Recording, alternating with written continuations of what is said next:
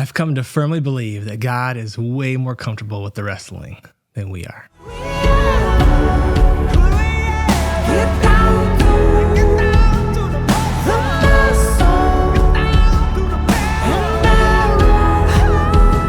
Welcome to Wild Songs, my beautiful friends. No nice, neat, safe music here. I'm your host, Kyle, and I help artists go a lot deeper than the formulaic, predictable Christian music out there. We've been exploring the ache this season, the deep longings, and the song I'm going to share with you is one of the most aching in terms of like us becoming who we're supposed to be and wrestling and all that tension and all the mess that happens with that. Like I said before, life is messy. Life is wild. It's not tame. There's tears and pain and deep dissatisfaction with the world. So today I'm going to share a song with you that comes from that angle of wrestling, the ache of not knowing who we are in our identity, and God meeting us right there. Let's dive in.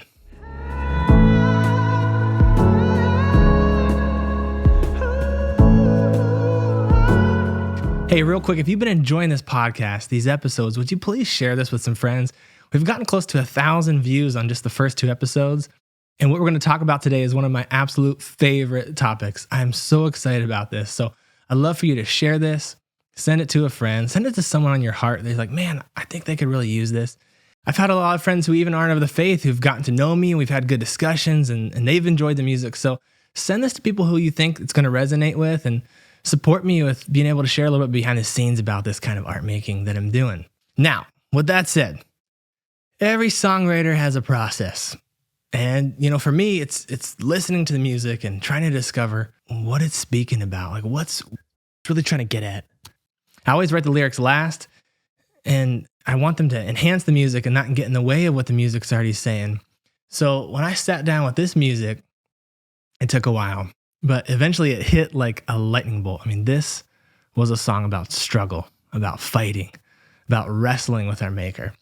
It's an ancient story and one of my favorites because it's absolutely bizarre. A man named Jacob claims to have wrestled face to face with God and survived. I think you have a talent for survival. I think the beauty of Jacob's encounter is that it's the story of all of us. And what fascinates or even scares me about this story is that God is not who we think he is. This is not gentle. It's not pretty.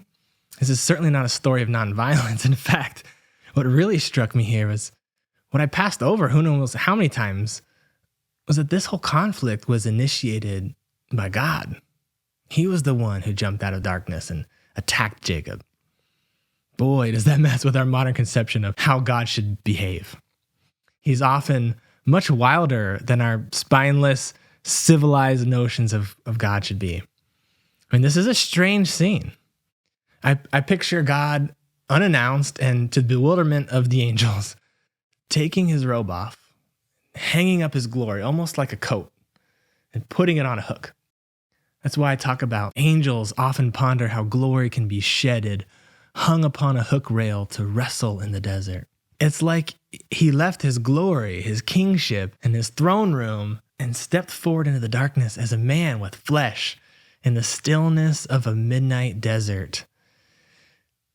He had enough. He had enough of Jacob. He had enough of this shady character. I mean, you can talk all you want and try to convince someone to change. At some point, sometimes you just have to duke it out.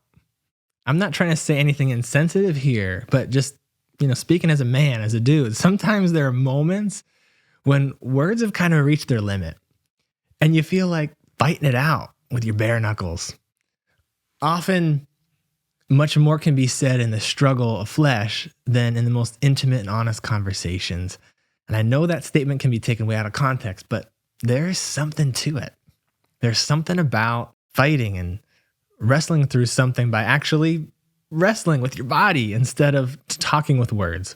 God knew he had to get through to Jacob in a way that would forever change him.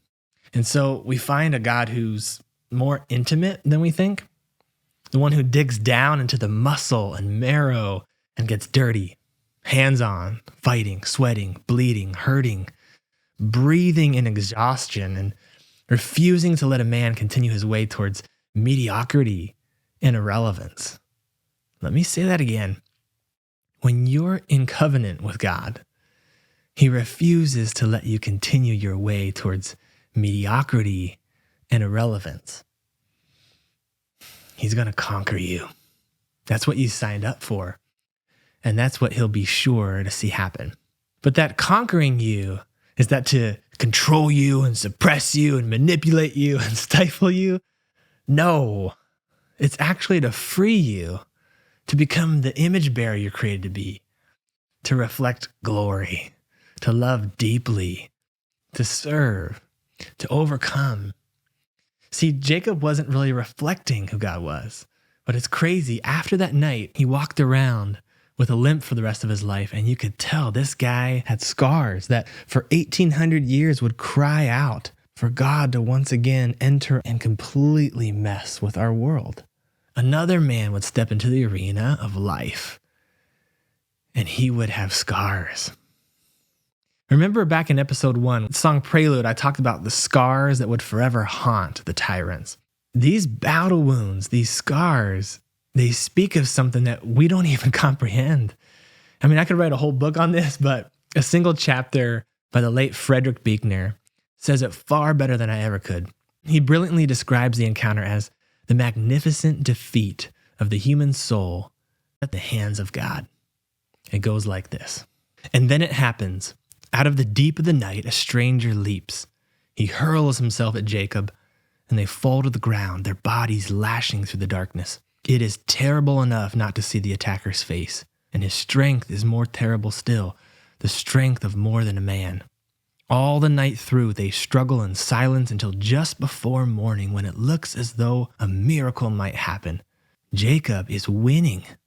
The stranger cries out to be set free before the sun rises. And then, suddenly, all is reversed.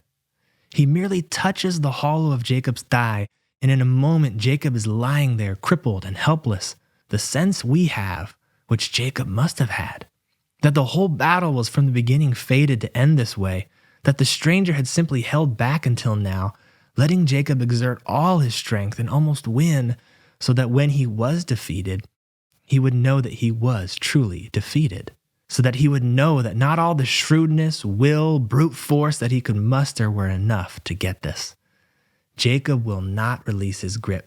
Only now it is a grip not of violence, but of need, like the grip of a drowning man. The darkness is faded just enough so that for the first time he can dimly see his opponent's face, and what he sees is something more terrible than the face of death, the face of love. It is vast and strong, half ruined with suffering and fierce with joy. The face of man flees down all the darkness of his days until at last he cries out, "I will not let you go unless you bless me." Not a blessing that he can have now by the strength of his cunning or the force of his will, but a blessing that he can have only as a gift. Whew. The grip of a drowning man is such a rich description. I try to convey in the song on the bridge not only Jacob's cry of, "I will not let you go until you bless me," but perhaps hint at this paradox that God himself was saying the same thing back. "I won't let you go until you bless me, until you bring me glory. I'm not going to let you go, my child, until you accomplish all that I intend, until your soul is defeated and you can no longer wrestle with me, until you understand that being created in the image of the one who is wild does not mean the reckless and loveless wild that you understand." And it's in this encounter that God gives Jacob a new name, Israel. Many don't realize this, but Israel actually means he wrestles or he struggles with God. I mean, imagine in our English language, you met someone and like, "Oh, there's wrestles with God right there. Oh, it's fights with God." What's your name? What's your name? This is a story that's thousands of years old. Sometimes in our modern thinking, people wonder, like, how can you relate to this primitive people in this ancient Near East? Or even more, why would I choose to associate my identity with these people? And I think, man, how do we not relate? The fighting, deception, the joys, the humor, the longing, the suffering, the arrogance, the indifference? Is this not us? One has to be extremely naive to not realize that the story of humanity is the story of us wrestling with our Maker. The question then becomes, in the heart of this song, is what would it take to convince us to change? I suspect that, like the story, the answer is not easy to come by. We wrestle in the dark. But when will we realize who we're actually wrestling with? Please, I want to invite you right now into a new space. This song works especially well in the dark. Put your headphones on, silence your phone, put away competing distractions, soak in the lyrics and be nourished. And as always, I'm extremely grateful you're drinking this in, and I pray it touches you as it has touched me.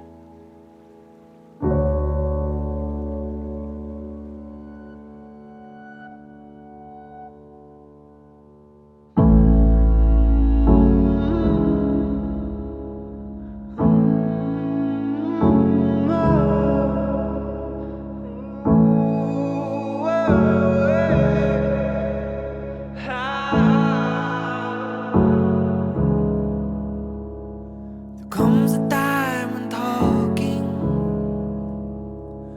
really gets us nowhere. It's not that words aren't fruitful, blood and sweat do better. And angels often ponder how glory can be shaded, hung upon a hook rail to wrestle in the desert.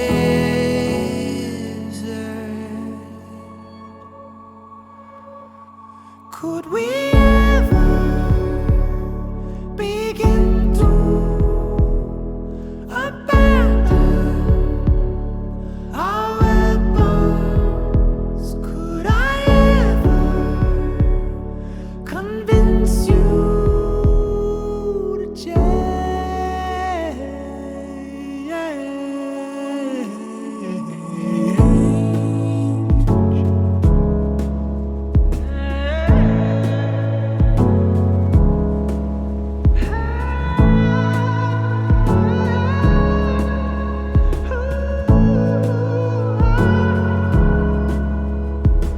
Years ago I told you love never wanders. You and all your new school have been drifting in a fiction forest. And I am not like you. No, it's clear you hardly know me. I'm an axe that